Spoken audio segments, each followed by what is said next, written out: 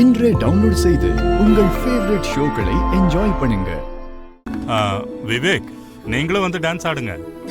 Okay Janu, வா.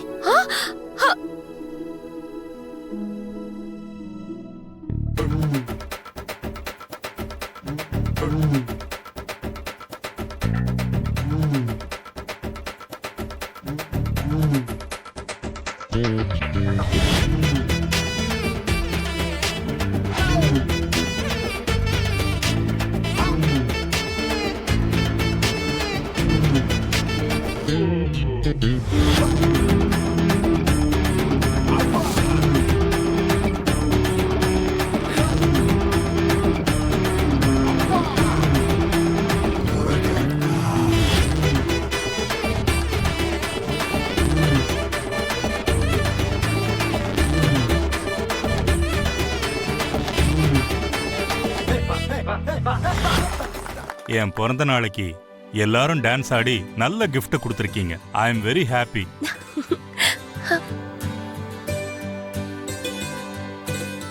அதுக்குள்ள இன்னும் முடியல தாத்தா. இதுக்கப்புறம் தான் ரியல் டான்ஸ பார்க்க போறீங்க.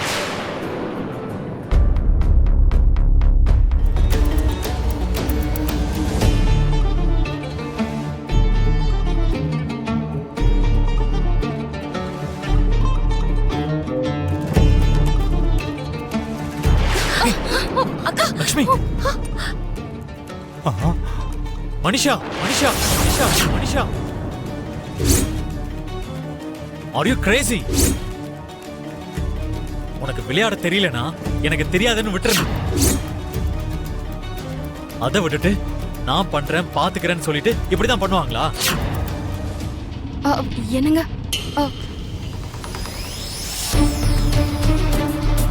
மனிஷாக்கு எப்பவும் ஜாலியா சுத்துறது, ஹண்டிங் போக தெரியுமே தவிர இந்த மாதிரி கைப்பிடிச்சு விளையாடுறது, போட்டி போட்டு சுத்துறதெல்லாம் தெரிய வாய்ப்பு இல்லை.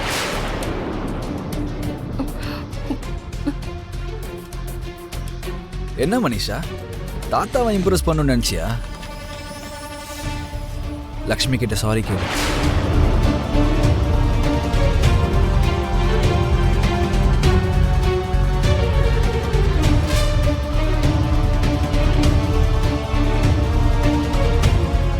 லக்ஷ்மி, ஐ எம் வெரி சாரி.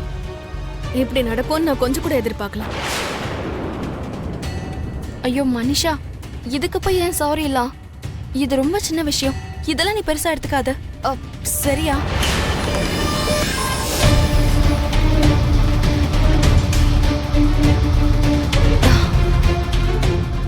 இந்த மாதிரி சின்ன விஷயங்களை பத்தி ரொம்ப யோசிக்க கூடாது மனிஷா.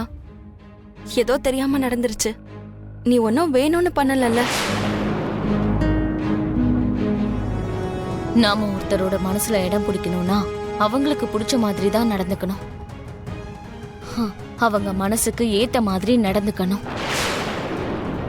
அதை விட்டுட்டு அவங்க பண்றதெல்லாம் எதிர்த்து வெறுப்பு காட்டி அவங்கள இன்னும் எரிச்சல் மூட்டினா அவங்க மனசு இறங்கினாலும் நம்மள எல்லையை தாண்டி போக விட மாட்டாங்க. என்னமோ எனக்கு என்ன பண்றதுன்னே புரிய மாட்டேங்குது. மித்ரா எங்க என்ன விட்டு பிரிஞ்சு போயிடுவானோன்ற யோசனை என்ன ரொம்ப டென்ஷன் ஆகிட்டே இருக்கு. தினம் தினம் மித்ரா லக்ஷ்மி கிட்ட நெருக்கமாயிட்டே இருக்கான்னு நினைக்கும் போது எனக்கு பைத்தியமே பிடிக்குது. இந்த மாதிரி நேரத்துல தான் நாம வைக்கிற ஒவ்வொரு அடியும் ரொம்ப ஜாக்கிரதையா வைக்கணும். எந்த ஒரு முடிவா இருந்தாலும் நல்லா யோசிச்சு எடுக்கணும். இன்னும் எவ்வளவு நாள் தான் இப்படி யோசிச்சுட்டு உட்காந்துட்டு இருக்க முடியுமா? அங்க கீழே லக்ஷ்மியோட மித்ரா அவ்வளவு நெருக்கமா இருக்கான்.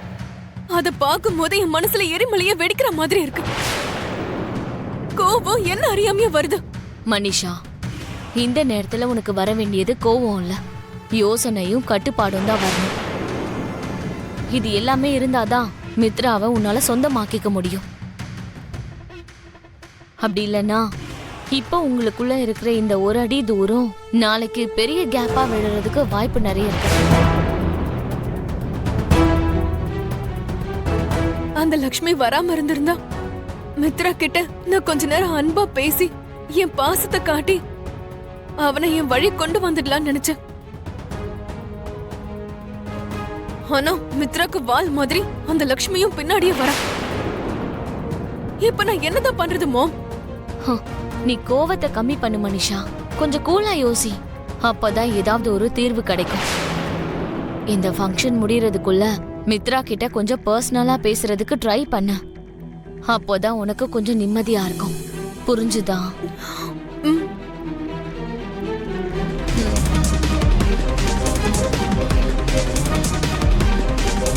தாத்தா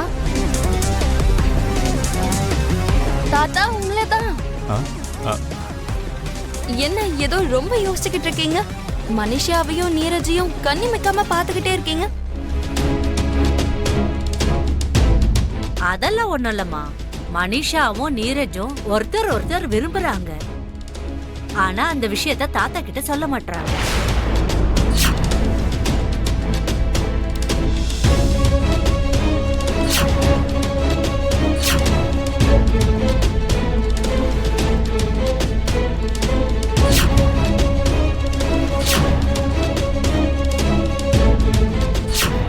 அதனாலதான் அவங்க 2 பேருக்கும் எப்படியெல்லாம் கல்யாணம் பண்ணலான்னு எங்க அண்ணன் யோசிச்சுட்டு இருக்காரு.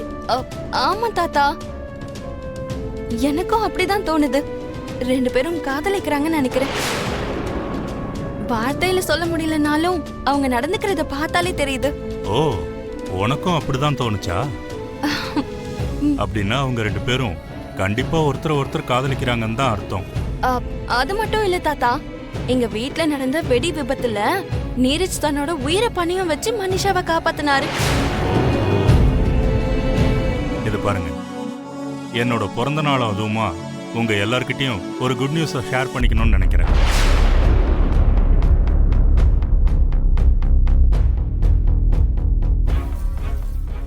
என்ன பிரசாத் சார், என்ன குட் நியூஸ் அது? என் பேரன் நீரஜுக்கு கூடிய சீக்கிரம் கல்யாணம் பண்ணி வைக்க போறேன்.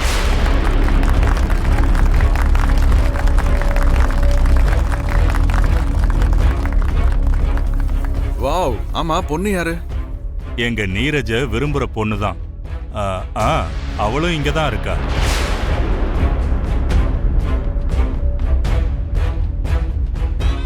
தாத்தா, என்ன இது சடனா?